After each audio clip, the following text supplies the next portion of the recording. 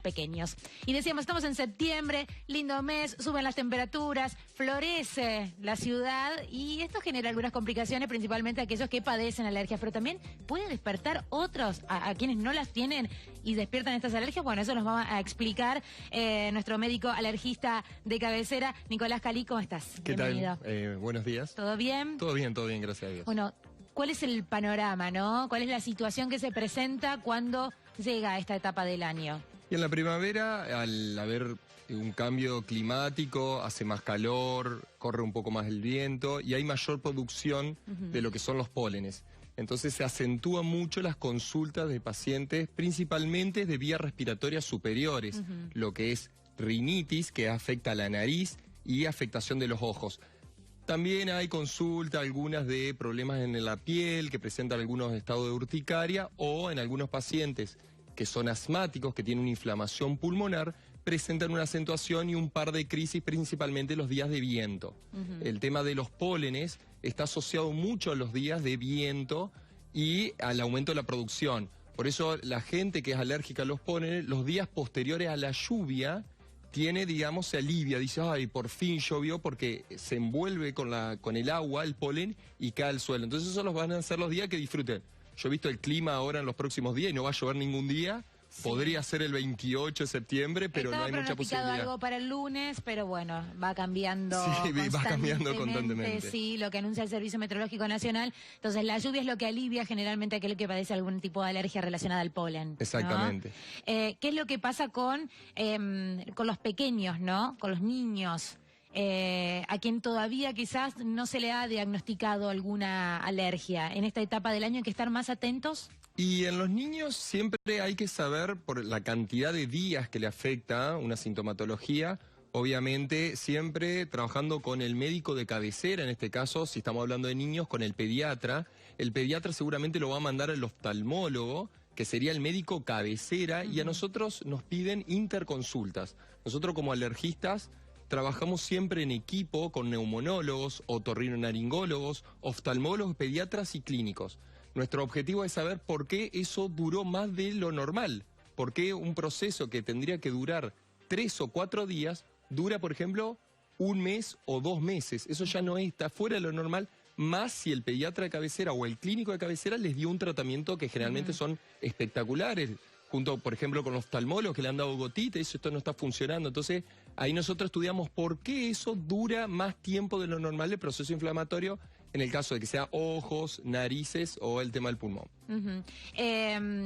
¿Se puede prevenir, estas situaciones, ¿no? Ya en aquellas personas que conocen de sus alergias, que saben que cada primavera empiezan a padecer aún más las consecuencias. ¿Qué se puede hacer para evitar que claro, una vez que uno tiene el resultado de alérgico a qué es, obviamente depende la zona donde estén viviendo. Estuve hablando hace poco con un colega de Mendoza, me decía, acá es impresionante la cantidad de olivos. Nosotros acá en Paraná, uno de los árboles que más afecta es el plátano y la gramínea, que es el pasto. Y si uno se va más a las costas del Uruguay, tienen otro tipo de pólenes que afecta, como por ejemplo el ligustro. Y si vamos a Córdoba, tenemos el tala. Esos son diferentes árboles y depende de la zona, va a haber una afectación. Cada árbol poliniza en una época diferente. En cambio, las gramíneas, que son los pastos, polinizan casi todo el año, pero cuando estamos en primavera crece el pasto y todos estamos orgullosos. Dice, ay, qué lindo, por fin está verde el pasto y lo regamos cada vez más. Sí. Y eso hace que larguen más pólenes y se afecte el resto de la población. Hay algo muy interesante que uno pensaría, que ¿quién estaría más afectado? ¿Una persona que vive en el campo o una persona que vive dentro de la ciudad? ¿Y cuál es la respuesta? Y la respuesta, uno diría, yo apostaría, si no sabría, diría el campo, claro, ¿no es cierto? Porque vos ves ahí hay muchas plantas, y serían muchos cereales. Sin embargo, el problema es que dentro de la ciudad la gente riega. A todos nos gusta tener el jardín y yo soy un fanático de tratar de regar y que esté lindo el pasto. Entonces poliniza hace más producción de pólenes. Y la otra es que el polen, cuando está en el aire, si lo envuelve una molécula de los vehículos gasoleros, permite una entrada mucho más rápido. Entonces, como hay menos polución dentro de lo que es el campo, los pacientes no sienten tanto la sintomatología que te diga, che, en primavera no puedo estar. En cambio, dentro de la ciudad, y mientras más grande la ciudad, mientras más polución tiene, se siente mucho más la estación de septiembre. Dice, no, viene septiembre y la paso re mal. Sí, es importante que la persona alérgica al polen tenga en cuenta, se informe respecto de esto, incluso de las especies que lo pueden afectar más o no, digo, para su entorno. Y depende qué tipo de gravedad tenga. Si uno tiene el diagnóstico, hay personas que yo le digo, mirá, sos alérgico al plátano, por ejemplo, que es muy frecuente. Ah, yo tengo un plátano, lo voy a talar. No lo corté, le digo, ¿yo cómo voy a cortar el plátano? Los pólenes, cuando hay viento, llega a una distancia de 30 kilómetros a la redonda. Por lo tanto, no vas a ir a cortar todos los árboles. La forma de prevenir sana, yo siempre les digo, mientras más lo laven al órgano que esté afectado, por ejemplo, los ojos o la nariz, suelen dar las soluciones fisiológicas de la nariz, o las gotitas, que se llaman lágrima o gotita oftálmica, mientras más laven, más arrastran. Después hay otras recomendaciones, como subir el vidrio de los autos, tomar una medicación antes de que empiece la estación, obviamente recetado por el profesional de cabecera que tengan. Pero evitar que polinicen las plantas es imposible, aparte es lindo y es parte de la naturaleza. ¿Y dentro de casa podemos tomar medidas?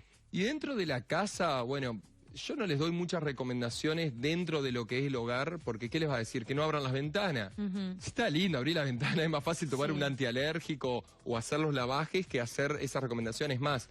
Antes se recomendaba mucho, por ejemplo, el tema de la limpieza de los ácaros. ¿Se acuerdan de los ácaros? Es lo más popular y todo.